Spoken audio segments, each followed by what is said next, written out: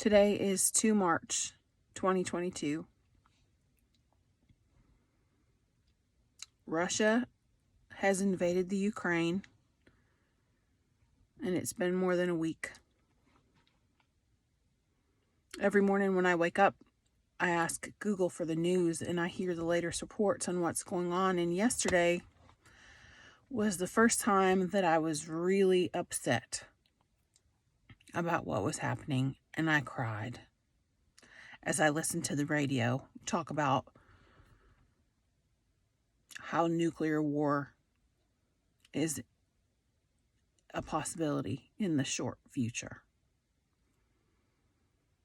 At least 136 people have died,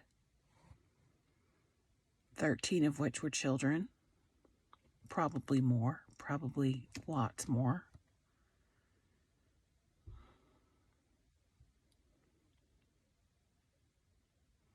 I sat in Mountain Mocha this morning in the local coffee shop, and I wrote in my journal, and I was talking about what's happening in the world and what's happening in my life, but I was talking mostly about what's happening in the world. And that on Facebook there was this picture of a girl, a woman, probably close to my age, who stayed back to fight. She didn't flee.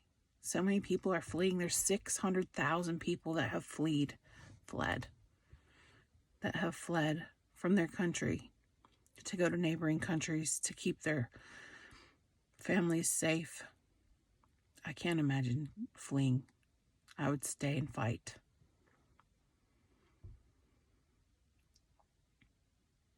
But there's these group of women that are being highlighted because so many women don't. Well, there was this one particular one that when I saw her, I felt like I looked like her. I looked like her. And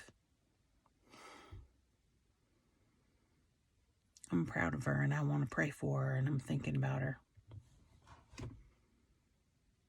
Anyway, when I finished writing in my journal this morning, I turned around in my chair and I looked up at the TV, at the news where I was sitting in the coffee shop, and this old man says to me, "Have you been following all this?" And I said, "I have." And he says, "What do you think about it?" And I sat down at his table and I said, "I'm a United States veteran. I served in the Navy. I was stationed on board a nuclear aircraft carrier and then a destroyer. And I served boots on the ground in Iraq, and I have been to war, and I know what it sounds like for mortars to be firing and landing and the sound of war." That was something I went to. That was something I volunteered to go to. Those mortars were not landing in my backyard. There are so many people who are trying to find a safe place to go with their children and their pets and their families. And I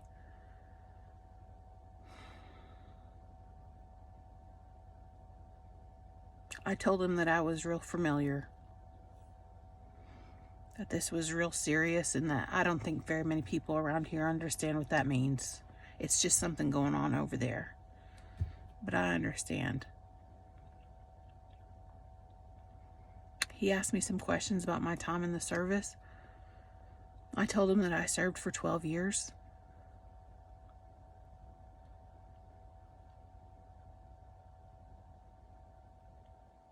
I told him about the girl who I was writing about in my journal that I look like, and she stayed to fight. This girl stayed to fight. And I showed him, I looked her up and I showed him, and I found out that she didn't make it. And I was really upset by that. But he looked at her name.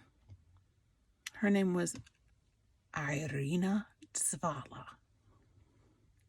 Did you like that accent? He said her name means bloom, like a flower will bloom. And I loved that.